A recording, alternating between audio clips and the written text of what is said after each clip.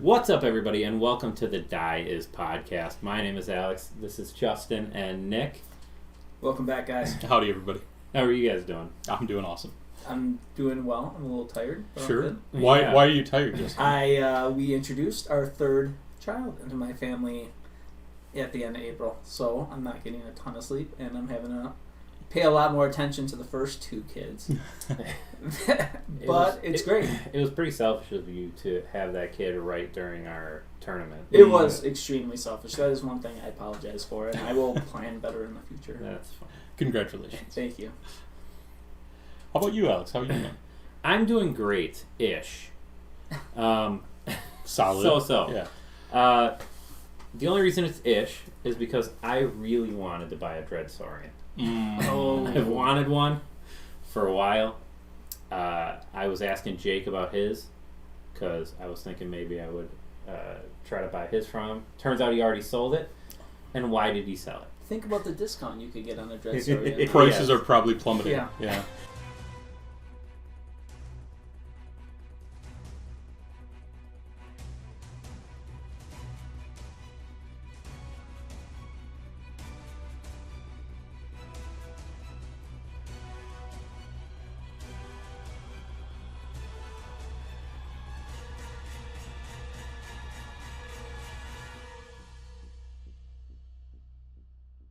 So what I'm referencing is the FAQ came out, or an FAQ for Blades of Corn, Heat Knights of Slaanesh, KO, and a just general FAQ for the rulebook, which took away the Monstrous Arcanum. Right. So all the big Forge World monsters that we know and love that never saw the tabletop anyway, Yeah. they can now officially never see the tabletop in match play. Imagine how much digital space they have now saved by deleting That's those rules. that PDF still exists because Yeah. it's still valid for legend, non-match play. But the balance nightmare that the Rogue Idol and Dread Saurian have been, just dominating the meta, uncontrollable, really. Now, how many Monstrous Arcanum models do you have? I've probably got 3 or 4, but Morngulls are 2 of them. So Yeah. I have none. Justin, do you have any? I honestly don't recall. No, I think did I you? remembered wanting them for my War Clans army and thinking that it would be really good to have a bunch of them and bone splitters, but I don't think I ever followed through with purchasing because it was just too risky. Yeah. Sure. He walked into my basement with his 3 Rogue Idols. So real talk. Mhm. What is the best thing to do with a 4-pound Rogue Idol now? Is it paperweight? I think- Nobody works with paper anymore. lawn ornament. Lawn ornament Right. is reasonable. I think That's like my start to my fairy garden. Sure. I think there's legitimately something you could do with specifically Rogue Idols, to make them into cool terrain. I don't know what it is, and I wouldn't want to screw up a It's model. kind of like like the whole Fellowship of the Rings or The Hobbit, where like they all were those trolls that yeah, solidify. turned to- These are the trolls that are now basically rock hard and they don't move anymore, and they're a cool terrain piece. They Yeah. could be solid terrain. They are heavy. Yeah. So This is that's a little sad because pounds it of resin. really Rogue Idol saw a little bit of play Sure. because they fit nicely in a 1-drop. The Warp Gnaw Vermin Lords saw a little bit of play in Skaven because it was so competitively costed, $275. Yeah. Every once in a while, you'd see one of the Greater Demons show up. Yeah, I think in the past they were a thing now. Sure. And then the Corn Dragon, I which have was always like the coolest piece ever. Yes. Yeah, I have the 4-12 Great Unclean one. Does that count for anything in this game? You know, you can't play that anymore. So. Right. Invalid model. Invalid. Illegal. Yeah, illegal. I usually just use it in 40K. But that was bummer. But what else? I mean, so we can kind of whinge about that. But what were the real I think effects of this FAQ? the Morngull also was a big loss because not because it was good, but because it was the only monster Nighthaunt had, and now they just don't have one. Well, Bone Splitters is always a little weird to have a monster in Bone Splitters because of their whole theme. Sure. But it was their only one Right, too. right. Yeah. In Bone So- Splitters? For... Yeah, You Bone Rogue Splitters. Idols, that was the only you thing Right. Yeah. you could run. But they do hate monsters. They try to kill monsters. Yeah, So but the that's Morgul is such a cool model, too. Like there's always these conversions where somebody will put like something that he's that one Yeah, hand like is you on had a top of. little one that was pretty cool. I did a Morn goal for a giveaway a couple of years ago for this Through AOS code? Christmas, Secret Santa, and I loved how that model turned out. I thought it was a really cool model. The model itself, the resin, not great. Yeah. And there's not a lot of resin models that I love that are made by GW. But there's other resin there's plenty models. of resin models still in the game. Sure. Yeah. Sure. Rest in peace, though, Monstrous Yeah, Arcana. rest in We'll peace. miss it. Yeah, we'll talk about other models that have been retired when we get into some of the new books. But what else for the FAQ? They touched KO. They touched Heat Knights. They printed a thing for Khorne. Yeah, so if you remember our last discussion about Heat Knights, we highlighted the mesmerizing mirror that you could use it on your own to generate, kind of castle up and generate a little bit extra depravity. They clarified that does not affect friendly models, so that's a and bit of a then change. the Lord of Hubris, which we also highlighted as a potentially really feels bad sort of model and interaction. They cleaned some of that up. It only works while he's within 3, and they cleared up what happens if you got 2 of them using it. The Phantasmagoria Lord of Hubris rule has now been cleaned up some.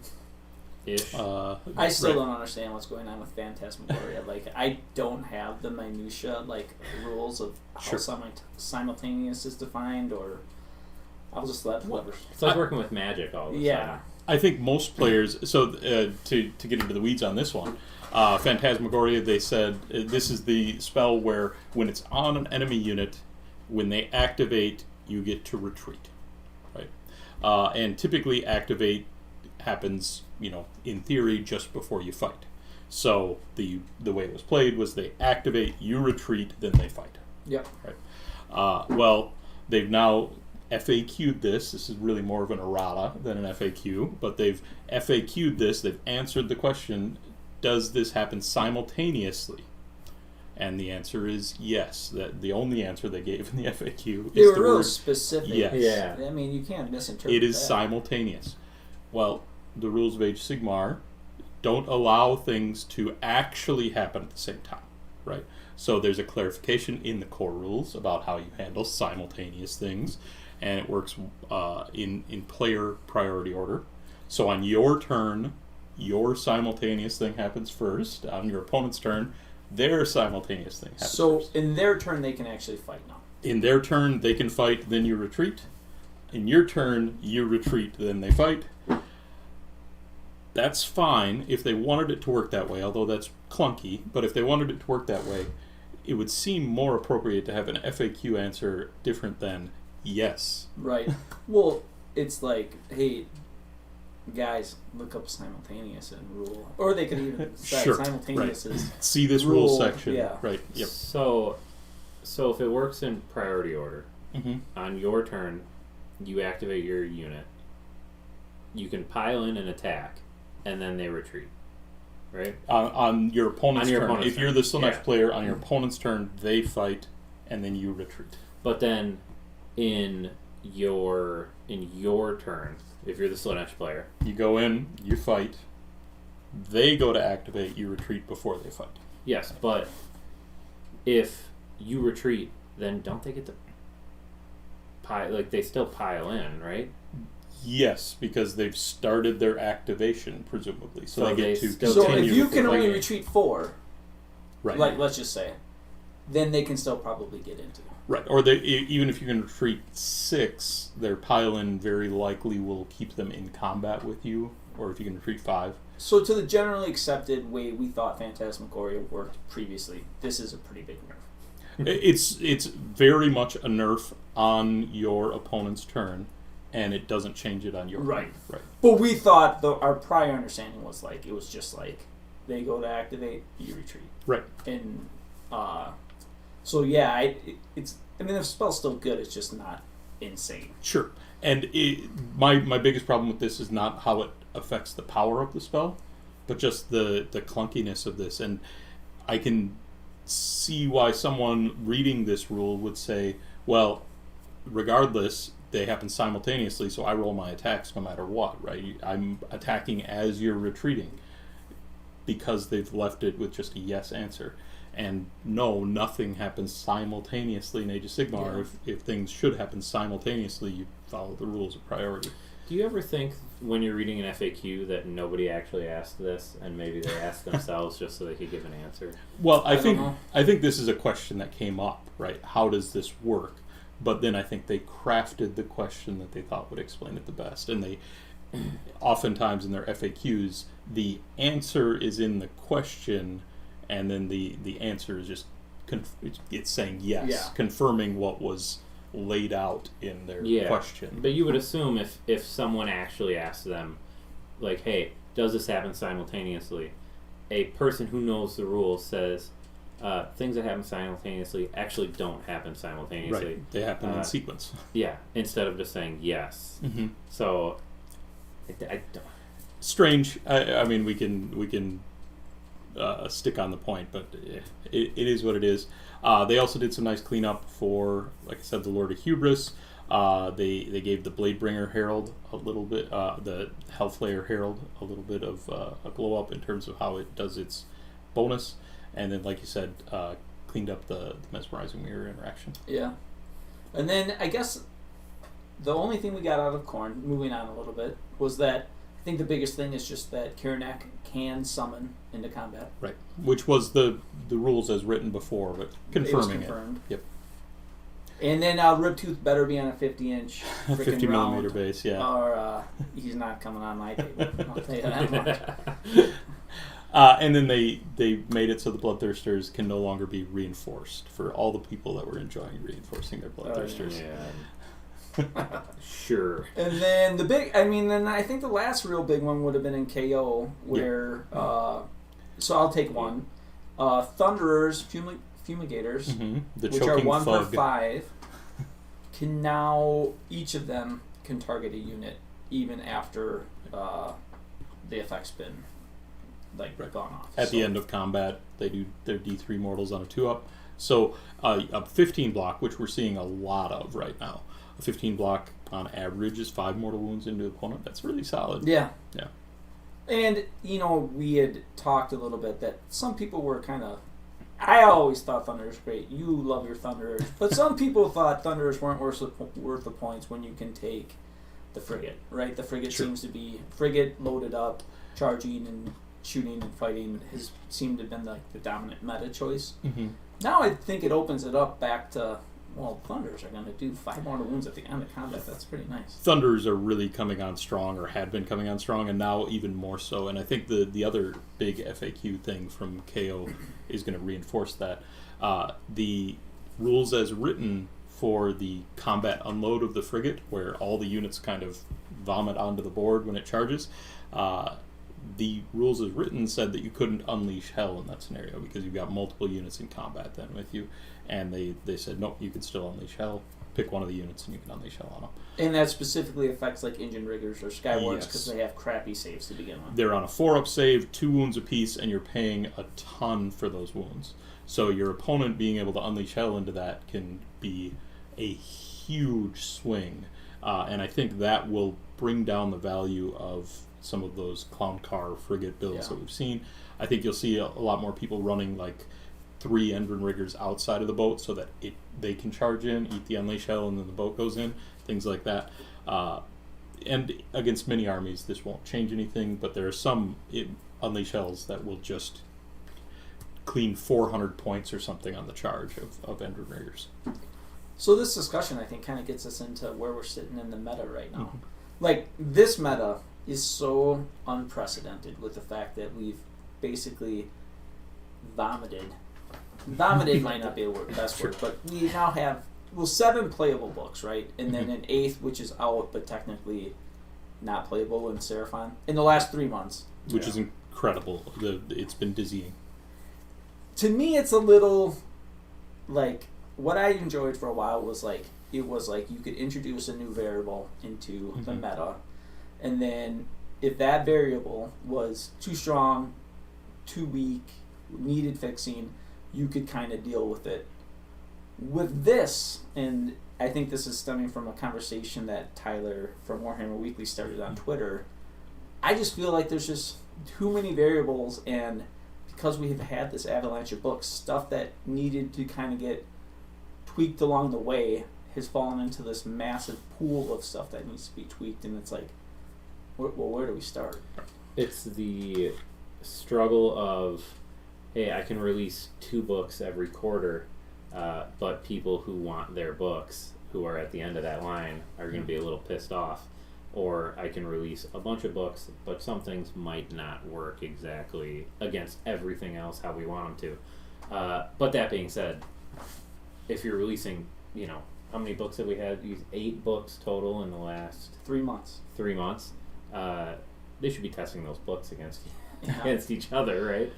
Well, Which they do. This really feels like the finally they've caught up for the huge delays at the beginning of COVID, where we went through a period where nothing was coming out, and then very slowly drip feeding, and then we got into a regular cadence, and then it seems like they're looking out and saying, well, we've got a new edition coming next year. We got Dawnbreaker Crusades we have to get to. Gotta get everything out.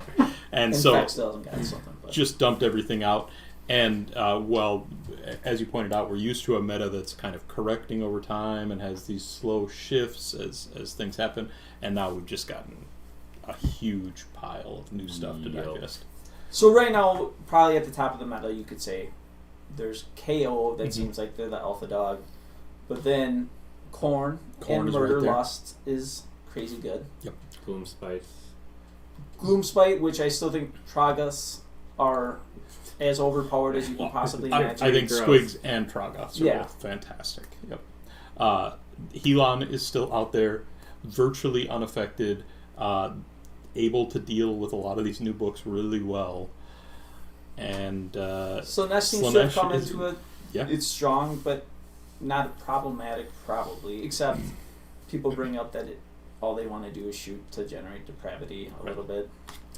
The builds of Slaanesh that are really good right now are probably not what most Slaanesh players want to play or what most people want to play against when they think Slaanesh, but Slaanesh is in a solid, reasonable place in the meta.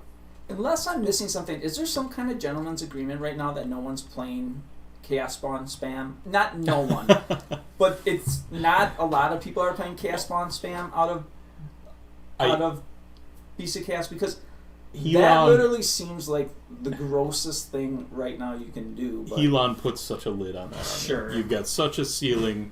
If you're going to run into Storm of Searing White Light, yeah, Great Redeemer. all right. Board Yeah. is clean. But I mean, if you play that with anything that isn't like that has to do anything in melee, like have fun. Yeah. Like that's not fun for anybody. Well, and then Except for I now have like 15 spawn for no good. It's for the exact reason you brought this up. You test, you like see something and you're like, well, I gotta buy everything I can get my hands on online. It's not gonna get fixed apparently either. Yeah, so you're like, well, I can play this. Yeah. the other big players that just showed up on the meta are OBR, which is getting some results. Incredible power in that book. It's a very straightforward, honest book in a lot of ways. But the numbers are very, very good. And the Morris Guard are crazy. Immortus Guard are incredible. Catacross now being no longer sub-faction locked to give his buff out is incredible. And then Soulblight Gravelords, which has just stormed the scene in multiple sub-factions. And is getting I results. talked to some people that said that book was a low C-. Well, when it was released. You know, first impressions are sometimes Legion of Blood and zombies, right? Like that's what we're seeing. Virkos. Zombies are, a lot of people are saying zombies are really poor now that they've lost their 6-inch pile-in. So, we haven't seen the zombie spam really take over yet. But the Legion of Blood is playing strong. Yeah. Neferata is making an appearance a ton of places. That's kind of cool. Yeah, it is. It's an interesting way to play.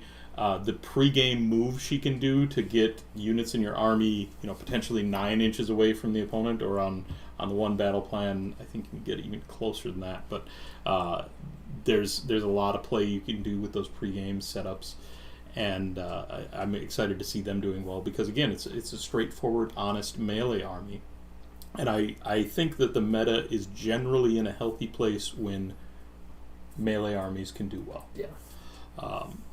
Obviously, there's adjustments that I think need to be made in a couple places.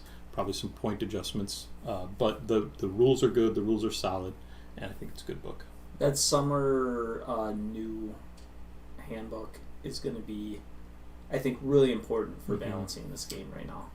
Because I think we've seen a really hands-off approach. Like, Helon was a known problem for the last FAQ. Barely got touched. Very light touch. You know, people have been kind of not happy with Gloomspite kits. They got a very light touch. Thank God Night Haunt Hex Race took it a little bit on the chin. Yeah. And Dreadside Inheritance. Ooh.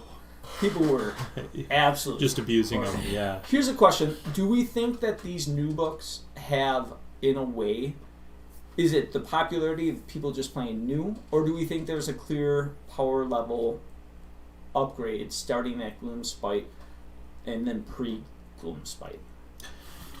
I think that Gloomspite was a head and shoulders power shift, right? I think the success that a lot of these other armies are seeing, and I'll point to KO specifically. I played a lot of KO. I played against KO. I understand how to really give KO a difficult match. KO, I think, is it's a different problem than a lot of books. I think that KO is extremely punishing unless you know how to deal with a few things in the army, specifically how you're bubbling your screens out, how you're laying your units out initially to absorb that alpha. There are ways to play around it, but you can't expect the average player to have the kind of expertise to really deal with that. Sure. And so KO is just getting incredible results on the back of what maybe isn't a tremendous power level at the highest tier, but is punishing power level in the mid tiers of the game and below. Well, then I think of stuff like, how would you, like, Khorne is a popular army based on the fact that it was one of the armies you received when you first bought the, like, Age of Sigmar box. Yeah. And then, you know, people just like Khorne. For sure. Can you play Sylvaneth right now if Murder Lust is on the table? Sylvaneth is getting some results. They're still around. You have to change up your strategy, right? Because, like, a triple redeploy on, like, one of your trees is gonna screw you, right? Like, it often. can, yeah. So when you're setting up those trees, and this is something we saw in our first game with Khorne, when you're setting up your trees or setting up those teleport points, you need to almost assume that they're coming 3.5. Well, assume they're coming 6. Yeah. Right. You still need to be able to teleport. The Wildwoods, the teleport rules to them are fairly generous in terms of your distances. Where it really affects you is where you want to use a tree to spite the war song. Yeah. Well, You you use the tree for the war yeah. song. You want that tree as close as possible. And now with Murderlust, you can't really use that tree to also teleport to. So that's a place that it really affects you. But in terms of just teleporting, there tends to be enough room to work Was it out. Sylvaneth really seeing super high results before this General's Handbook? Or are they off the back of Galatian Champions? And I thought that they were a book that they're a little bit like higher skill cap. So that was kind of, if you knew them well, played them well, you could do really well with them and you've seen results. High skill floor, more Yeah. importantly. And, you know, like, those armies don't want, like, I mean, if you have the high skill, you can probably still do well with them. But if you just like trees and you play once a quarter or once a month, trees. I don't think it's going to be any fun playing them in a tournament right now. There's a lot of armies coming into the meta right now, too, that are just very wound-dense, very durable armies. Gitz, Khorne, Soulblight can be. Slaves of Darkness still has a high meta representation. Even if it's not at the top of the meta in terms of power level, you're going to run into Slaves of Darkness, and you get some tremendous wound density, which Sylvaneth doesn't love, because what they love to do is get into something, clean it, and then teleport to safety. When you get into something, you can't clean it, it's still there. 4-up rallies are more and more present, and you're teleporting safely and not holding anything. There's a lot of damage checks right now. Mm-hmm. Khorne wants to pin if you can't either get a big monster in to deal with something, or you're just not going to be able to deal with Blood Warriors or Skull Crushers in your face. And then you have you going back to Nurgle Knights, like those want to pin. There's a lot of stuff that you have to be able to somehow deal with. And then creating issues. You're seeing both ends of the spectrum in terms of defense. You've got Soulblight that is going to throw probably a lot of wounds at you, oftentimes on poor saves. And they're also going to have some elite stuff that's on very good saves, maybe unrendable very good saves. Yeah. But they're going to put a lot of wounds on the table in many cases in a Veerpost list. Direwolf spam, a ton of wounds. And then you've got the other end, the Nurgle Knights you mentioned, where you need elite damage to have an impact on them.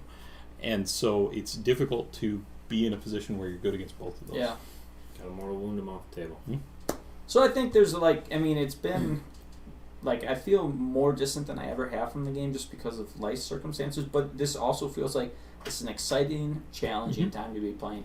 I don't know if I would want to be like the guy that's got the one army that's, with a book. I can't think of a specific book. Like IDK. If you were just an IDK army that came out, even though that might be kind of good in the KO right now, there's a lot of challenges for an army like that. You like having every single army. Yeah, so you can want go, options. Yeah, whatever. So you can throw 3 rogue idols that way if you need to. Yeah, or maybe we didn't talk about throwing them at your opponents. Yeah. Did we land on if these books are too strong or if they just came at a perfect time in the meta to really shake things up? I think that I think some of these books are too strong. The only ability that stands out to me as egregious right now is Murderlust. And I think Murderlust needs to be adjusted in some way. I've got a few ideas about that, but some sort of cap on it, whether it's more blood tied to use it, or it's fewer units, or a random number of units. I think Murderlust needs an adjustment. But you just got a bunch of people turning off the pod. Well, a bunch fair of enough. Khorne people Fair enough. are done with us right now. Hear me out. I think all of the rest of the problematic books right now are solvable by points. Sure. And I think that's a pretty good spot to be in as long as they're willing to make those point corrections. What I don't see right now is a lot of things that are just inherently broken. There's a lot of things that are too strong because you can run too many of them, right? You can run 35 Thunderers and get them up the field and blow people up. Well, if you could only run 25 and that was most of your army, then that power level comes down to a very reasonable place. Does Khorne have enough play without that? I'm a little bit more pro Khorne. Do they have enough play without Murderlust? I mean, without Murderlust entirely, no.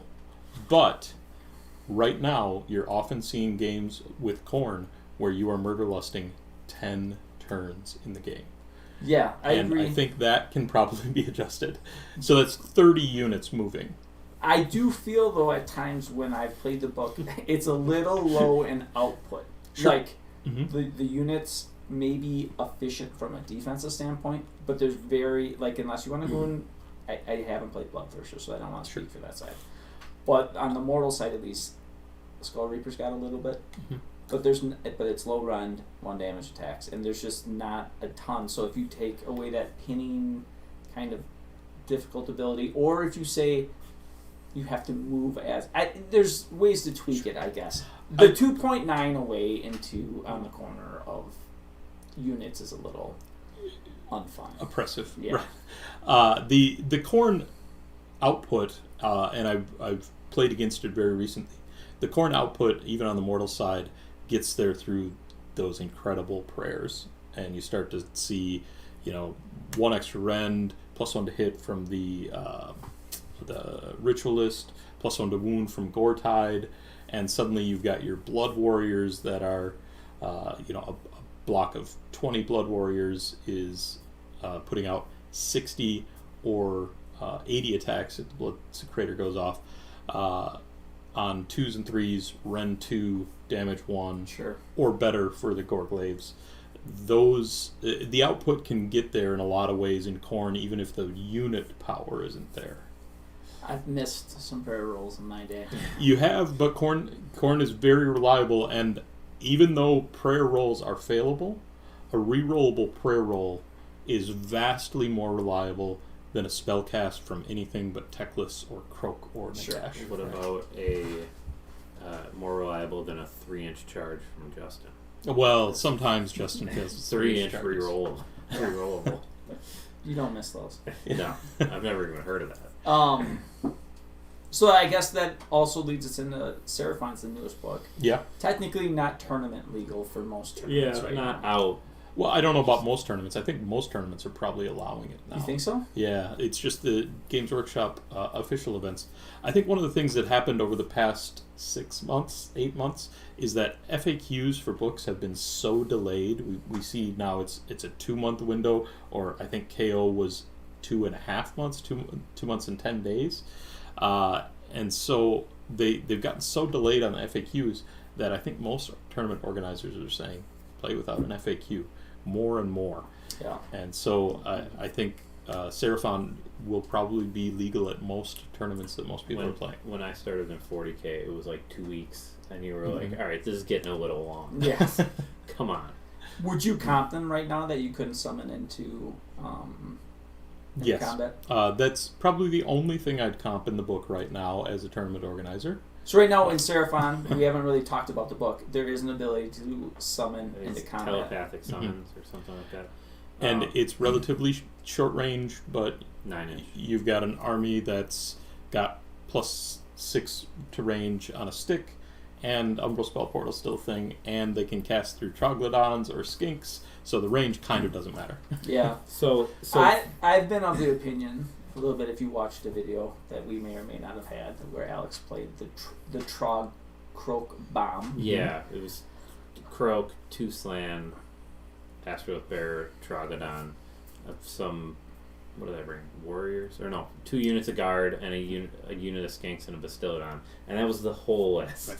But it's on my watch list. It's on my...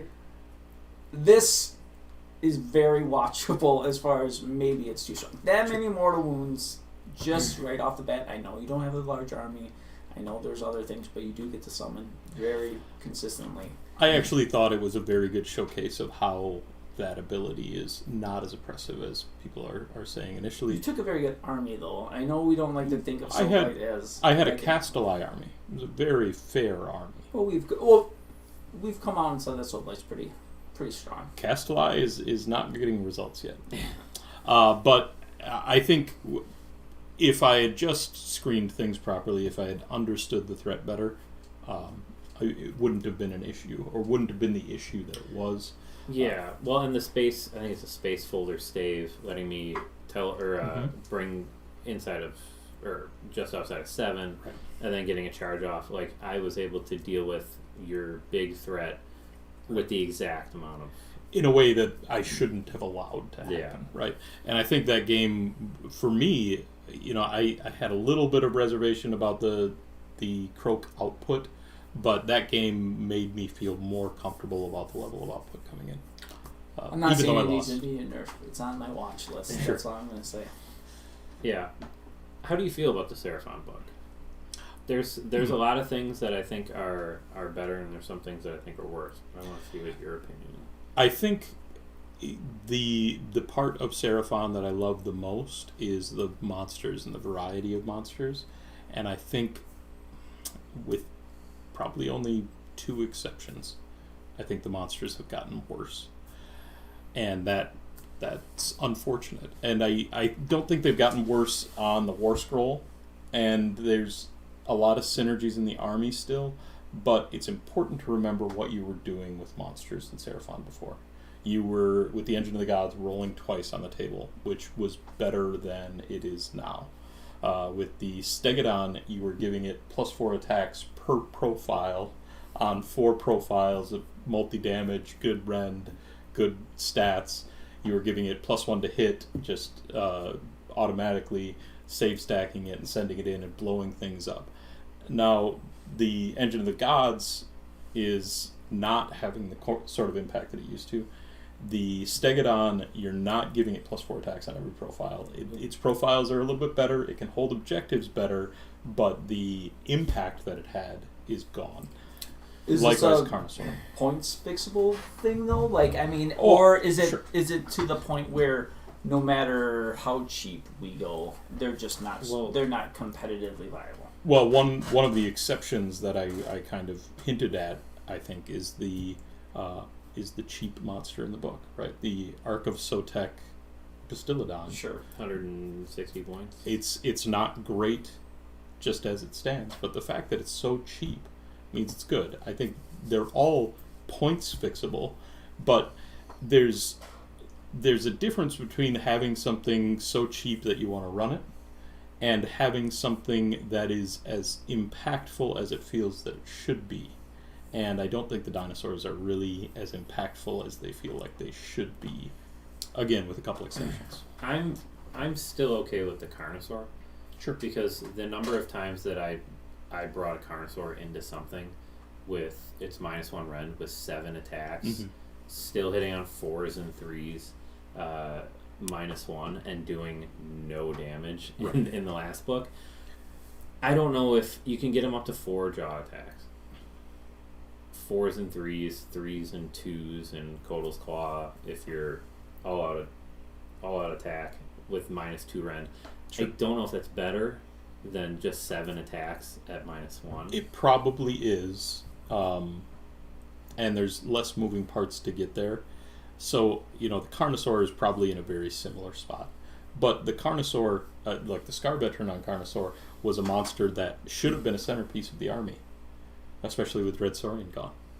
And it was a 210-point monster because that's where it should have been pointed at, or maybe even a little bit less than that. And I don't think that the power level is necessarily bad, but I think with a new book, they had an opportunity to make that feel like a centerpiece, and I think they've missed a little bit on the monster side of Seraphon. The thing I don't feel as bad about is because we saw Thunder Lizards for a long time. Yeah. From the previous book. Yeah, don't feel bad for Seraphon players. Yeah, like I mean I get it, and I think it's point fixable, and I'm just like, because I like ogres. Like, you look at ogres, they're basically the monster side of that book. Frostlords have always been good, and we've known that for a long time, going back to their old book, and they brought into a new book, and Frostlords are still the only thing that are good. Which is weird that they don't, like, usually their move is to make the other stuff better, right? So, to be clear, I think that the old book had much of the same problem. The Bastillodons were more impactful, the Stegodons were more impactful, the Engine of the Gods were more impactful, but the Bastillodons were impactful in a way that I don't think that monster-loving Seraphon players really would have liked. You mean because they're tough and they're shooting? They were a shooting castle at the time. And when I think Thunder Lizards, I think big, stompy dinosaurs running across the table to eat people, and that's not what it was.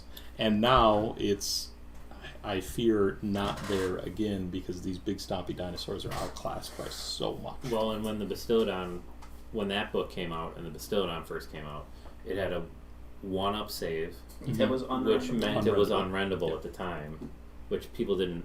Like, it's hard to understand how that works. It was super buried in the 2nd edition rules. But you couldn't make a die roll less than a 1, so you couldn't actually rend it. Right. And then they got rid of that, and there wasn't as much mortal wounds flying around, but the Bastillodon did not feel as tanky than 2 wounds. And I just played. We'll get into the tournament we just played, but I played regular Thunder Lizards as like a send-off for the last book. And the fact that every monster in that book tabled after 2 wounds suffered, or 3 wounds suffered, was ridiculous. Like, the Bastillodons were shooting less, the Carnosaurs had less, the Stegodons had less, and it felt like they weren't even, like, I was just like paper flying at a wall. Sure. And I don't know that, like, there's a few things, points-wise, that you could make the monsters really, really okay. But there's nothing in coalesced other than the -1 damage, which goes out to everything. That makes me feel like I really want to play a ton of monsters. Sure. And I wish that the jaw attacks, like in the old book, you got +1 to your jaw attacks, which made the Carnosaur's jaws an additional attack, and the Stegodon's powerful jaws. And meanwhile, it was kind of a nothing on the Saurus. On the Saurus. Now it's a +1 to the Saurus rolls, which is the jaws do a mortal wound on a 6-up or on a 5-up in Coalesce. But if that in addition gave monsters an extra jaw attack, like I would feel totally better about monsters. Even at the points they're at, I think a Carnosaur with 5 jaw attacks is pretty good. They did get some cool monsters actions to make those monsters feel better. Yeah, in Thunder Lizards. It was specifically in Thunder Lizards, right? Well, the monsters actions are in Coalesced. Are they? Thunder Lizards gives right. you extra monsters actions, but that makes the monsters in some of the cases feel better, right? The Troglodon, I think, is another exception. The Troglodon just is better, right? But it's better because of its utility with magic and being able to put spells. But it's also a monster that has a nice -1 to hit bubble around it, even in Coalesced, where you're not doing that trick. Yeah, and it does. It's certainly better than it was. Yeah, does stray mortals on hits of 6s, and it's the same points as it was. It was 270 before. It was horribly overcosted before. Yeah. Right. So Seraphon is one of my least played ever armies. I don't think I've actually ever played. I've only played it against. I just borrowed most of your Seraphon stuff. Well, I have to have it. It doesn't mean I have to play it. So here's the question. So, what are you guys really excited about? Other than the Croakbound has been talked about a lot. What are you guys really excited about, and what are the big misses? Because I hear about a lot of big misses about the new models, but I hear. I want to know what you guys are super excited about, other than just. For super excited about, I'm super excited about is. And I took Croak off the board, so. Is Croak. He's on a new model. I am really excited about playing some warriors with some Coalesce warriors with some like amped up Celestite weapons, and just with them being able to one model be on an objective and get their bonus, and then giving them +1 to wound. +1 to wound in Kotal's Claw, like +1 to wound isn't super easy to get anywhere in the game. So giving them +1 to hit, +1 to wound, and +1 to save, and with a spell +1 to rend, and just tearing through units, I'm hoping will be okay. Saurus warriors definitely are vastly improved. Yeah, twice the price, twice the wounds, and better in pretty much every way. Right. Skinks still really good. Skinks are what they've always been. Cheap screen. Right. Do they shoot as well as they did in the last one? You can't stack up the sorts of buffs on them that you used to be able to, and they don't get the extra attack when they are a unit of 15 or more, I think was the break point before. So the overall output for like a 30 pack is halved. And then, so the thing that makes me always sad about Seraphon that they never fixed or never change. -1 to damage is just so impactful. Mm-hmm. It's Coalesce. Except when it's not. Yeah. It can either be super impactful or super nothing. I really don't like that about it. It's an extremely polarized bonus where there are some armies it goes into and it makes those armies feel worthless. Yeah. And then there's some armies that it goes into that don't even notice the rule. Yeah. And I don't like rules that are really, really matchup dependent like that. It feels almost like the old chaos hate rules or something like that, where you've got a rule that's specifically to counter one thing. It'd be nice if it was like a sideboard selection, like you could come up to the table and be like, oh, you know what, I'll play Coalesce here. Pull my -1 damage card out. And then I guess what I keep hearing is like a big whiff, but again, I'm a little out. Croxagore. People are loving the models. Big ups on the models. Big slops on the rules. Have you seen the rules? A little bit, yes, I have. I read the War Scroll, but in context of everything else the book does, I don't know it well enough to say, can you buff these up well enough to make them really good? They're a little bit kind of split. They benefit a lot from the Coalesce rules because they get the -1 to damage, they get a bonus on their bite attacks, and they each have 3 rolls at the bite attack. So it's a big bonus in Coalesced, and then the Realm Shaper can give them even, I think, another one. Yep, so they can be 4 of them. But they have to be close to the realm. Right. Wholly within 12. So there's a lot of incentive to play them in Coalesced. But then their War Scrolls are a list of things that they get for interacting with skinks, which is not what you want to be bringing in Coalesced. And so you're typically going to have one half of those benefits or the other, not both.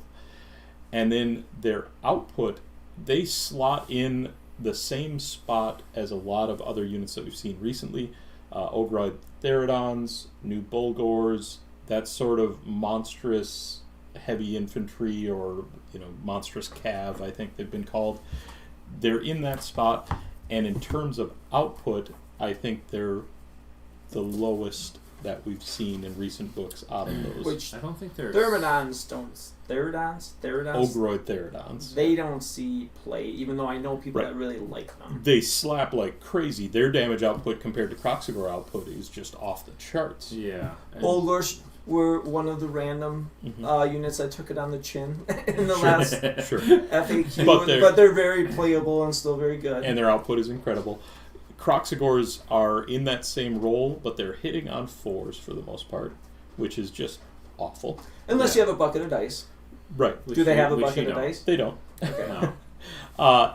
I think they're fine, but they used to have a role, and that was that 1 and 3 would have the Moonhammer, and so they would be really, really good against hordes, and they might shore up a weakness that your army otherwise had in their horde clearing. They've lost that. It's just another profile now. And so I don't see a great place for them. And then I think worst of all, they used to be 8-inch movement, and now they're 5-inch movement. And when you have a hammer that is expensive per wound, right? Slow. Doesn't have a great save, and then you make them slow. If they are good enough to be a threat, then you better be teleporting them there. Yeah. And Starborn can deep strike them. Starborn can, summon them and interact with them without worrying about the speed in that way. Again, that leans away from all the Coalesce synergies they get. Yeah.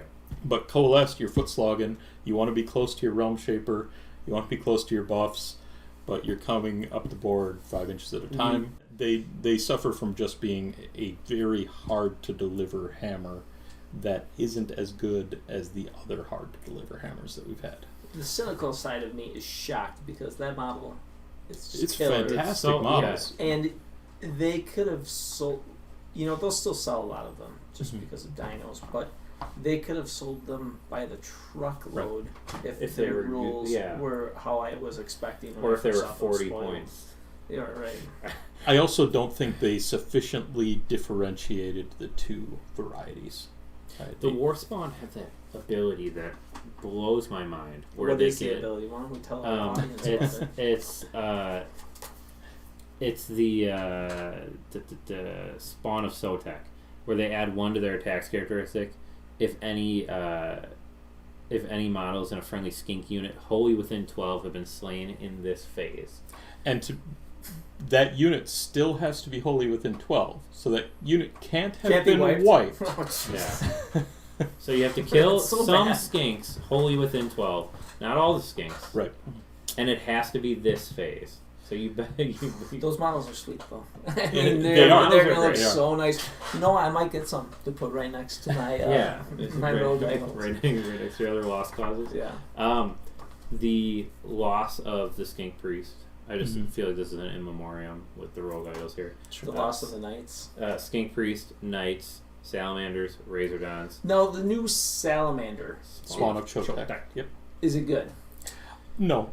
It's got. It's not a salamander replacement. No. Well, it's the sort of artillery they used to print, and then they that sounds got horrible when you say right. it like Well, that. they got away from printing this terrible one-shot artillery because no one used it, and now they've got Well, it hits terrible on a one-shot It's infantry, fun with right? one shot, isn't it? And it's got a very good rule. If it does the one shot and that successfully wounds a target, how is it worded? Successfully hits or yeah, if successfully any does wounds damage? caused by attacks made with a glob of flame acid are allocated to an enemy unit, subtract 1 from save rolls for attacks of target that unit to the end of the turn. Which is great, but you're hitting on 4s, you're wounding, I think, on 2s. Yeah. And then they've got a save roll at -2, but one-shot ranged profiles never connect. That could be 2s and 2s, Ren 5. It's never getting there. Well, it's just if you are lucky enough to get that to hit, just burn the 2 wound because it's just not happening. Like it's Right. just.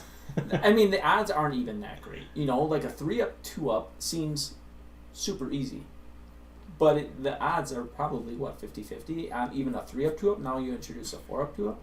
If that ability worked on their multiple attack profile, then suddenly you're cooking with some gas here because then they've got a spot. If it just worked on the hit.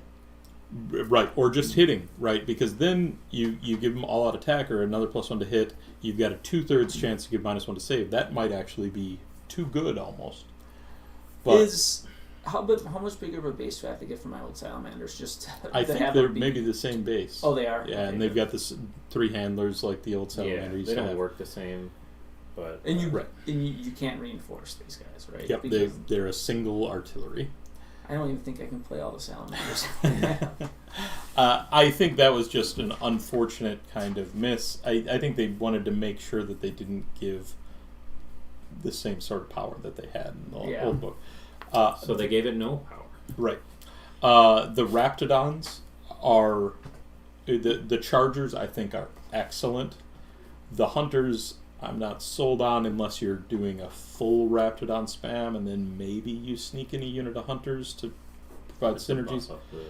But I'm not crazy about the Hunters, but the Chargers are major stonks. Point for point, they are far and away the highest damage in the book. Okay. 5-up save. Yep. They're glass Probably going to cannon. balance it a little bit. Mm-hmm. Yeah, but...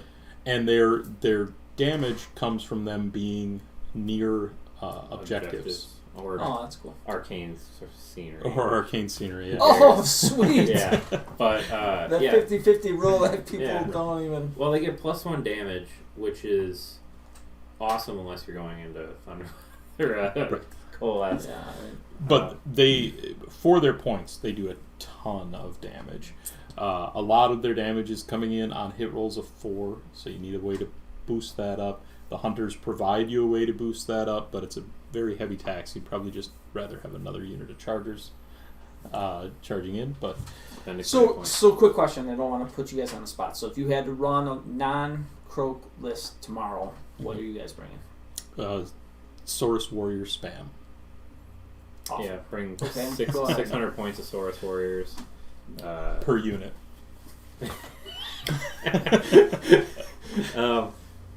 Yeah, and then the Old Blood on foot is like incredible with warriors. Mm-hmm. His all-out attack gives +1 to wound, +1 to wound. As well. If you're in Quaddle's Claw, you don't care. Yeah, well, On the charge, you don't. yeah, but if you teleport him hate directly people into that spam. combat, Sure. And if I was going to play tomorrow, I would have a triple reinforced unit of Saurus Warriors.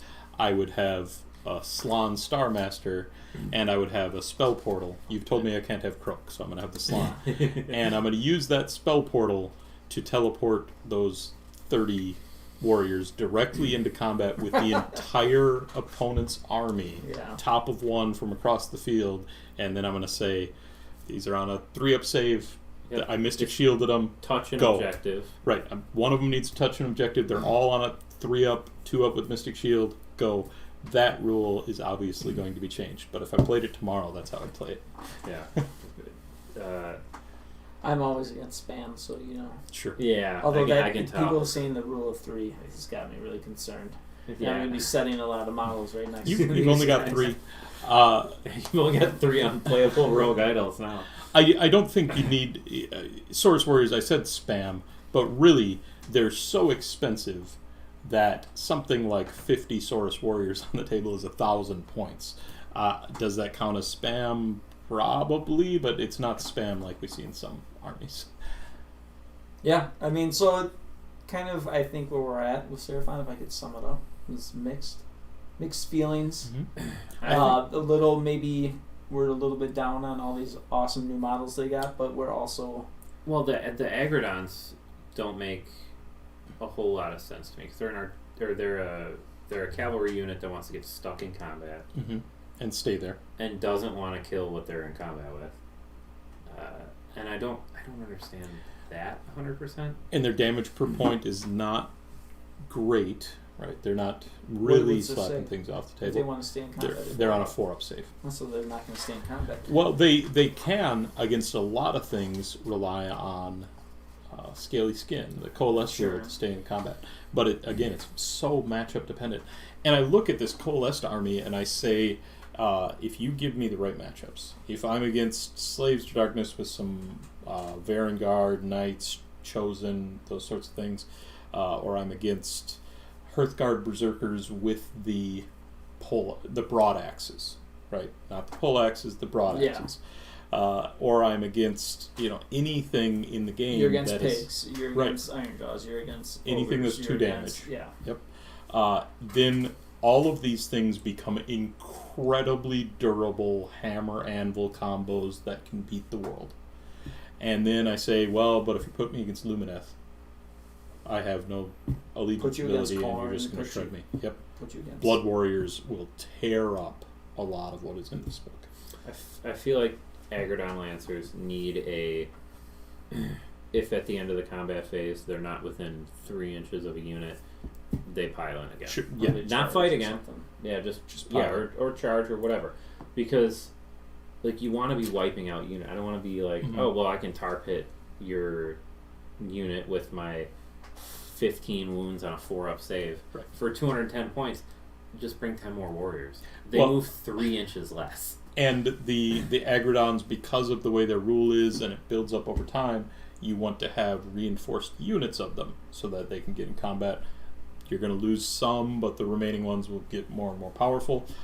And then they don't have the reach to back that up, right? Because they can't fight in multiple ranks with their reach. So you're just in an awkward situation with them where they feel like Iron Jaws pigs in a lot of ways because they can do a hero phase move. They can get into combat in the same way that Gore-Gruntas can. They don't have quite as much punch when they get there. They've got the same defensive profile. And then they don't have all the great Iron Jaws stuff to really take them over the top, like chain fighting and Yeah. But they So- look incredible. So They next look incredible. reviews, we think I'm on a watch list with a certain build. You guys have all your Source Warriors. I'm excited for the book. Like I love a unit that or an army that's been played one way for so long. I'm ready to start digging into it and seeing what works. I never got the impression that Seraphon was played in one way. Back in the day? Well, Or the prior book? the prior book, Fangs of Sotek was so strong for so long. I mean- Dracothian's Tail was incredibly strong, even after the Salamander nerfs. Thunder Lizards stole most of the show, but that book was very playable in 2 of the other sub-factions. Quaddle's Claw really struggled because it was built around stacking hit buffs, which wasn't a thing in 3rd edition, obviously.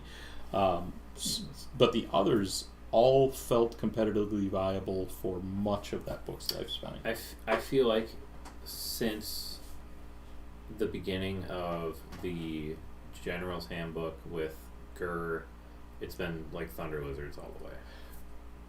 We've seen results with Dracothian's Tail, even in that setting. But I was looking over there. Sure, So I didn't see that. sure. I didn't see that. What really crippled them, all of the builds, was just the point increase. After I mean, point they increase finally after got... point They increase. finally got him down. They finally got them to the point where they weren't the best And anymore. then they released a new book. Yeah, and So- we'll see where this new book goes. I mean, there's a lot to figure out. We're basically in pre-testing. I mean, it's not officially released. So Yeah. as of right now, if we don't count the new book, Seraphon had the lowest win rate in the Yeah. meta.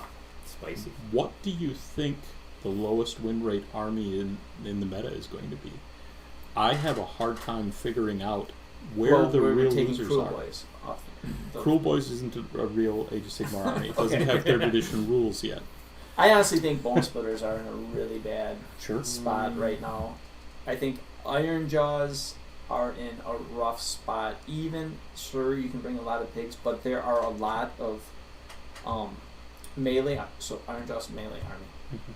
There have been a ton of melee armies printed since then, and I think up it between Soul Blight, you don't want to see them if you're Iron Jaws. You don't really want to see Khorne. You don't want to see even Slanesh to a certain extent isn't Sure. going to be a fun matchup for them. So, I think they need a little bit of a glow up. I could see them being the next, as we get into next year, I could see a new book coming because Crew Boys are just completely dead.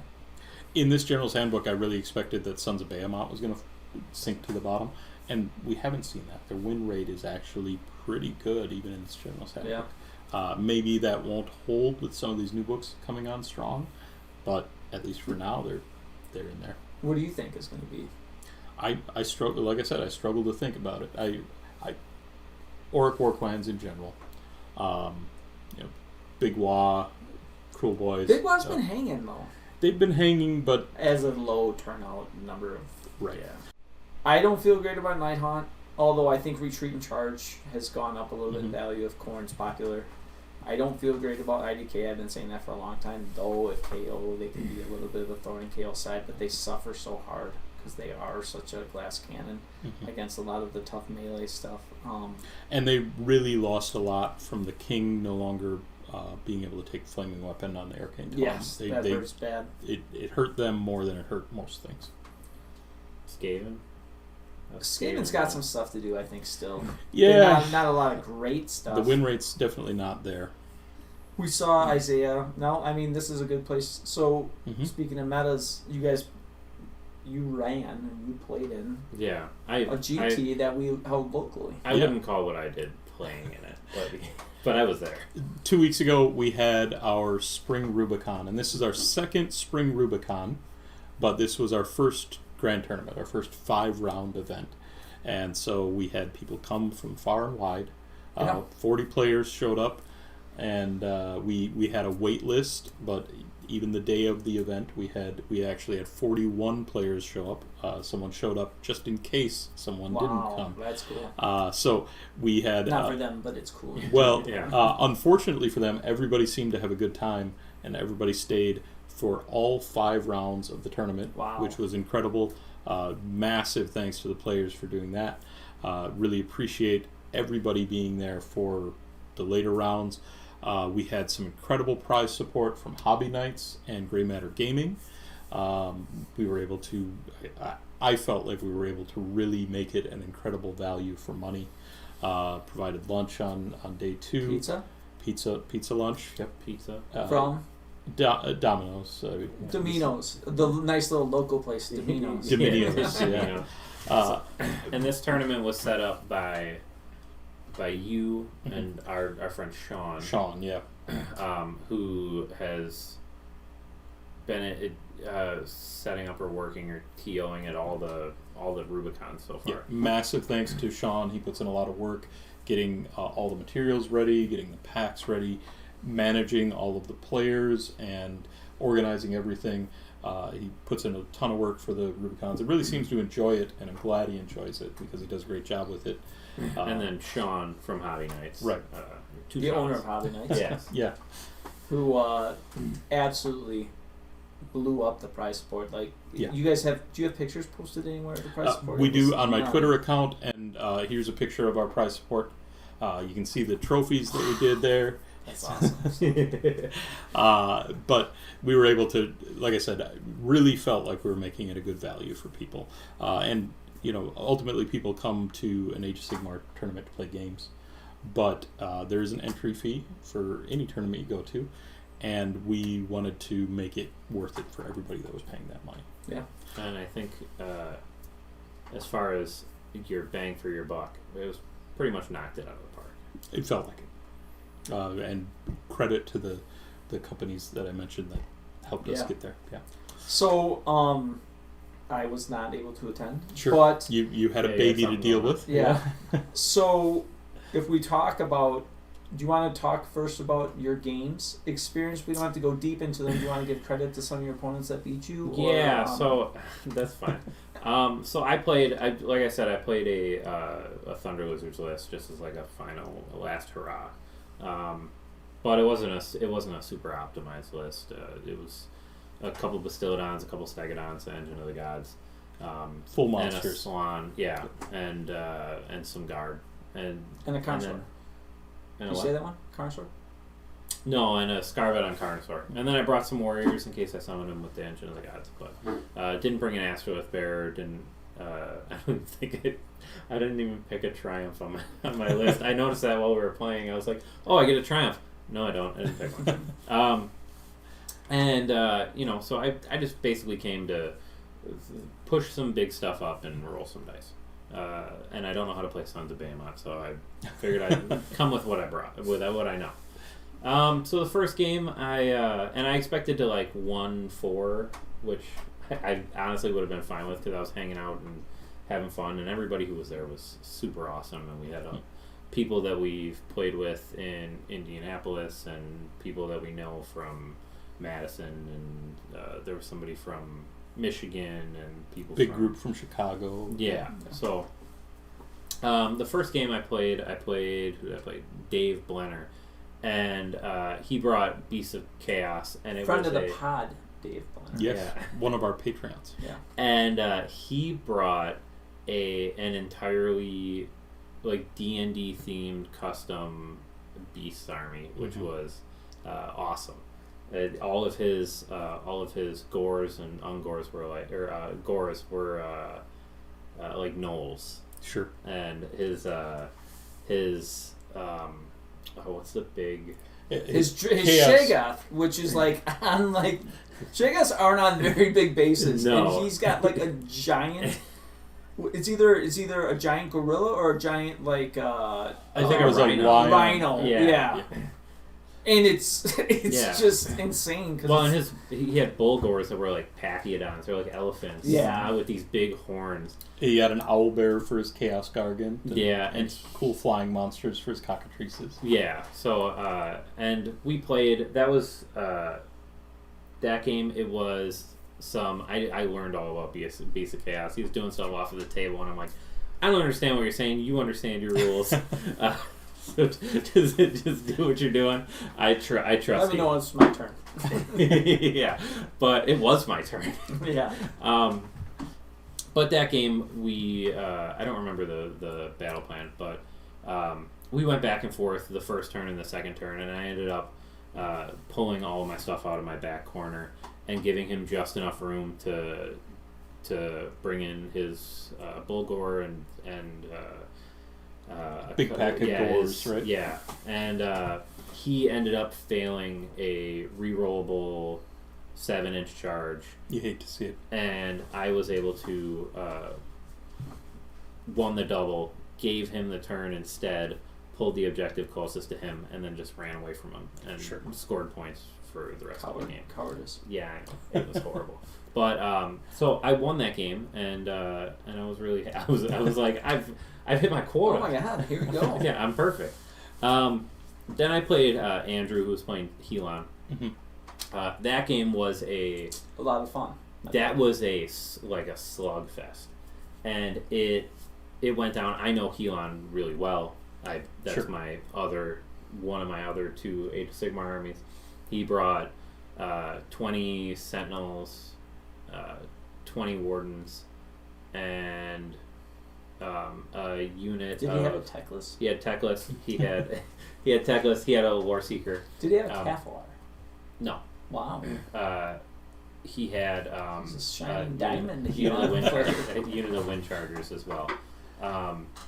And he ended up like he would shoot me and he would roll like 1-6. Sure. And I got him to fail some battle tactics. He picked the battle tactic where he has to cast a spell with 4 wizards.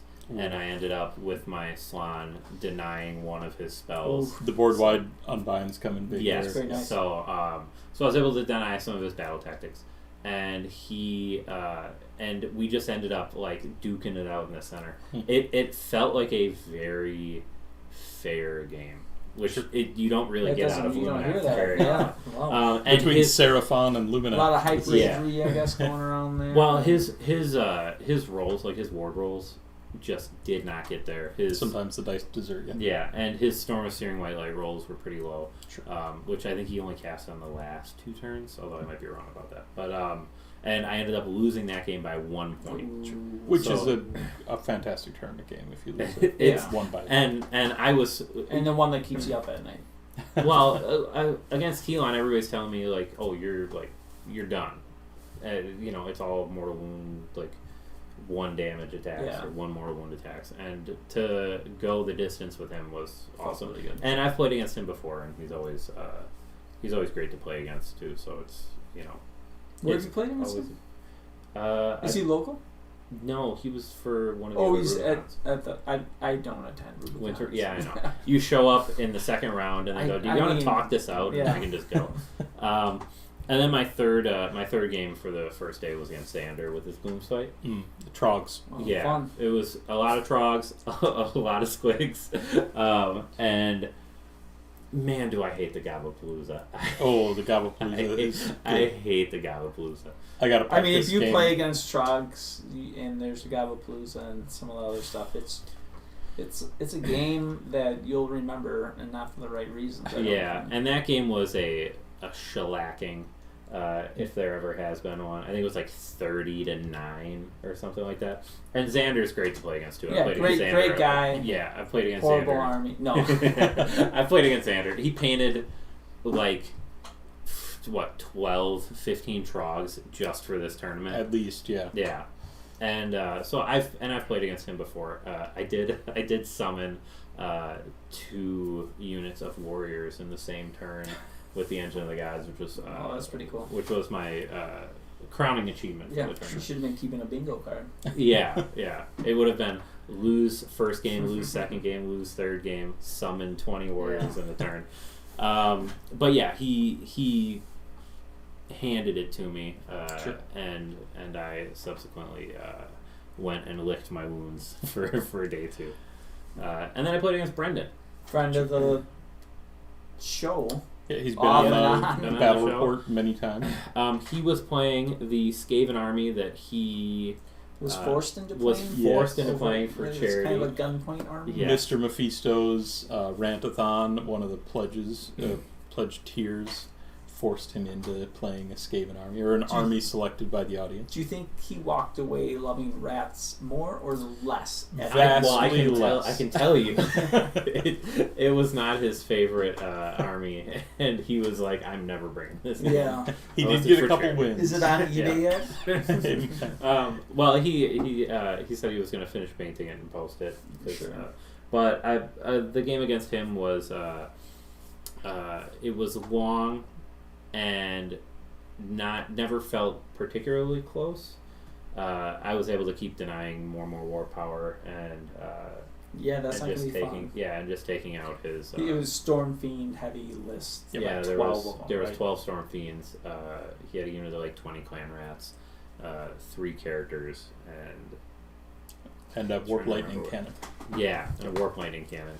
It's the kind of list that if you're forced to begrudgingly play Skaven, that you'd probably play. Yes, just a bucket of hate. Yeah, I shot at this Warp Lightning Cannon, and he's like, "Hold on, I have to check this save because no one has ever shot at this." But I always like playing as Brendan, and for sure. Games with him are a lot of fun, and he was not particularly loving his army, and So, I was able to take goal that game. achieved from the Rantathon. Good job. Yes. Yeah. Mission accomplished for Brendan. Yeah, and then the last game I played against James with his Stormcast, with his "Hey, I hate monsters." So you're 2-2 Stormcast at this list. point. Yeah, I'm 2-2. Yeah, it doubled up your expectations. I doubled up Look my at you. expectations. That's a successful I was tournament. super happy. And then I played into Incarnate Stormcast. Wait, With all of your Did monsters. the Incarnate immediately go wild? No. Oh, I he didn't do the Sacrifice Sorcerers trick? No. No, he didn't. No. Wow. So it turns out you don't need that when you Oh, when you play against. sure. Yeah, I mean, you see 5 monsters on the other side. You're feeling pretty sexy with them. Well, and he had like 2 or 3 units of Fulminators and Celestin Prime, and which was a converted Yndrasta. Oh, and cool. I kept looking at it like, oh, they're all on bottom profile, and like kept screwing it up. Sure. And then you had the Sorceress and the Incarnate, and then a unit of the Griff Charger riding whatever they are. Sure. I give him credit for not doing the Sorceress Incarnate trick Yeah, he was playing an honest Incarnate game. with an honest Sorceress. Mm-hmm. Yeah, Wow. yeah. You And don't see that. I will That call is out- honest. Importantly, he was the only Incarnate player at our tournament. The meta has shifted so much from when we saw the Incarnate everywhere. Yeah. The Incarnate is just another piece. Yeah. And probably too expensive. His Fulminators though really brought to light the Fulminators are still really good, right? They are. Like Yes. they have nothing's ever happened to Fulminators. They've never been nerfed. They have been strong since book release, and they are still strong 2 years later. Points have barely changed. Yeah, his Fulminators really brought into light the problem with having monsters that bracket after 2 wounds, because just doing like pot shot mortal wounds to you constantly. My Carnosaur, I did get some attacks in with the Carnosaur. It was doing 1 damage. Sure. So it's like this didn't go my way, and that game was over, and that game was over probably at the end. He gave me first turn. It was probably over at the end of my turn before he even moved. Yeah. But So- it was still fun to play out. 2 and 3, solid 2-3. I for was the okay one with of the that. lowest performing armies right now. Yeah, I was okay with that. You know, I'm not turning my nose. And up you at had that. fun. Yeah, that was the main thing. I had fun. All the opponents were fun. Nobody got Salty. nobody got upset. Nobody had from what I could tell, a bad time playing. Yeah. And Until they got away from you. yeah. Then they started talking about how bad I was. But yeah, it was such a good tournament. And Yeah, being it was especially when you're really grinded in there, huh? especially being in a place that you're like familiar with, and You you're can like, go this is sleep my- at home. Yeah, you can go sleep at home. But just the quality of player that we had, and the quality of the tournament, and the overall experience was like top notch. I'll definitely echo the quality of the player. We had some very competitive high-level tournament players, but we had a lot of people that are in it for the hobby. We had a lot of people that were in it just to get some games in and spend time with friends. But everybody, no matter what their goal was just fantastic, upbeat, positive. There were very, very few issues the entire weekend of the tournament, and it was incredibly smooth to run. It was incredibly time consuming, I know, for Sean to set it up. It was definitely some long and tiring days, but everybody was at the event with just a fantastic attitude and spirit, and so it was just a credit to them for making it a great event for each other and for us. So another Nick, not this Nick, another Nick won the tournament on KO. Nick True got there with his KO. Boo. He took and first. not Nick. Boo KO a little bit for me.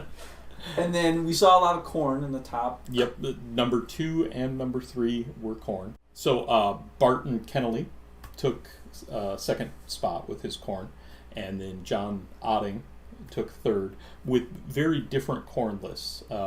John's was a very bloodletter focused list with a bloodthirster, and then Bart's was very Chaos Warrior focused and had Chaos Gargant backing up. I said Chaos Warriors. Blood Warrior focused. Yeah. Chaos Gargant backing up the Blood Warriors to give them even more rend, and a lot of foot heroes, a lot of priests. Both very, very different lists, both very effective lists, it seemed like. Honorable mention to Isaiah Ramchek, who Yep. was playing a Skaven list. I think that army, a lot of, now is it Night Runners or Gutter Runners? Gutter Runners. A lot of Gutter Runners, catches a lot of people off guard because it just plays, that's not a popular meta list and plays very differently. He had something like 8-10 units of Gutter Runners, maybe even more than that. Vermin Lord Deceiver, Warp Gnaw Vermin Lord. Oh, a legal piece. Illegal now. It was allowed at the time. Don't send the police. And he was really, right there against Nick. I think if the dice break a little bit differently, he wins that game kind of right off the top. He didn't, right? Dice do what dice do. He didn't get there, and Nick then was in a commanding place to start cleaning up all of these MSU units and gutter runners. I think that one really could have broken either way based on how things went in that first turn, that first round. Was there a best sport for the tournament? We had a variety of prizes.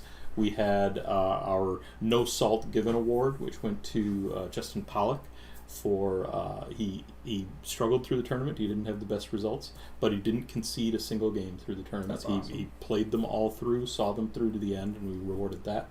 You had a come from behind winner, right? We did, and this was something that we added. It wasn't in the pack because I didn't want people to try to submarine their way into it. But after 2 rounds, we told everybody, just the people that are currently 0-2, people that have struggled so far, the winner of that bracket. The best record at the end of the tournament. Best score at the end of the tournament of the 0-2s. Yeah. And we had Coda came up here from Coda Indy. Tanner from Indianapolis. He struggled a little bit early on, went 0-2, and then turned it into a winning record. You know, he persevered. Yeah, and so he took that award.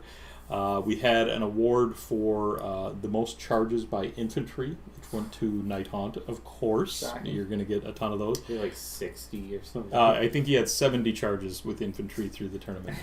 There's only a couple people that are marking those, and Nighthaunt is just... Yeah, well, a bunch of people were keeping track of those, and... I kind of suspected how this one would go. Sean put this one into the pack, and I suspected how it would go. But people were keeping track of these, and we had a couple people ask about it during the event. And like I told them during the award ceremony, y'all were playing for second place, right? Yeah. And then we had a prize for most heroes killed by a Galatian champion. And I think it ended up being only 4. That's not the easiest thing to do in the world. It isn't. And some of those, it's very rare that people have really choppy Galatian champions. For our hobby prizes, Michael Butcher came and he won our hobby prize with his Nurgle army, which he's been working on for a very long time. Check it out right Beautiful. Here. I don't know if we got a I'm just messing with you. Beautiful Nurgle army, beautiful conversions, kind of, the whole army is very nicely converted. A lot of Blight Kings, and then he had a Magath Lord that he did a repose. He did some conversions on it, and he did a repose on it that is really, really cool and really dynamic repose on the Magath Lord. Fantastic looking army. He's been at other Rubicons and been in, I think he got second place paint maybe last time, or he was at least in the conversation for those awards. But this one, the extra conversions he did, just took him over the top, and he won that. And then Justin Pollock took second for our hobby, and his Lumineth army is one of the most beautifully painted armies I have ever seen. It's incredible what he's done with that army, and he shows a lot of attention to Discord. detail. It looks awesome. Yeah. So credit to them, but I do need to shout out. There was a big group of people that brought new armies to them and new components to armies to them to this event. Shout out to Kyle, who did incredible conversions on his Sylvaneth army to make them death-themed Sylvaneth, and they all the Sylvaneth, all the tree lords had skulls all through them like OBR models and heavy conversions. His Spite Riders were riding the Carrions from OBR, and just a beautiful, beautiful army, incredibly converted. Tanya did an incredibly well converted Itemeth list. Yeah. Yes, really I cool love the gnashing jaws with the shark face. Yes, it's cool. sculpted shark coming across the table. Yeah, that was awesome. Brendan did his Skaven new for the tournament. We had a Khorne player that did an incredibly converted boat using Heldrake wings, which just looked awesome. It was part of his display board. Sure. Just looked awesome. And there were countless other players who debuted their armies at our event, which was just thrilling to have them do that for our event. You guys are doing 100% GT in November? No, we'll have our. You're not gonna. No. No. Oh, watch for announcements. So we'll have the Fall Rubicon. It will be a 3-round local tournament. I mean, people are welcome to come from further afield, but mostly locals because Sure. it'll just be a 3-round, 1-day tournament. And then next spring we'll be back into the GT business. 200 people. Yeah, maybe we'll shoot for 60. Right? Yeah. We were at 40 for this one. Maybe we'll shoot for 60. It's crazy to me that we ran you guys ran. I showed up too. A 2-day tournament where there were 0 drops. Mm-hmm. Like we've had when we've gone to tournaments, there are people who will 0-2 and drop. Right. Because there's nothing in it for them anymore. And I think part of that is like it was a good idea to say, hey, anybody who gets a winning record from this point on, like you have the chance to be in for some kind of award. Sure. But also the majority of our prize support was not based on how well you did, Mm-hmm. meaning the best person doesn't just get the best thing. Not that necessarily prize support is like the thing we all go for, but Doesn't it doesn't hurt. But I think that's a testament to the way it was run and the people who showed up. I think that, like I said, I think the prize support was great, and I think I was incredibly glad to be able to give it. But we didn't reveal any of that prize support till day 2, so everybody showed up to day 2, Yeah, not knowing what that was. Yeah. Yeah. Pretty cool. yeah. They were really there, in my opinion.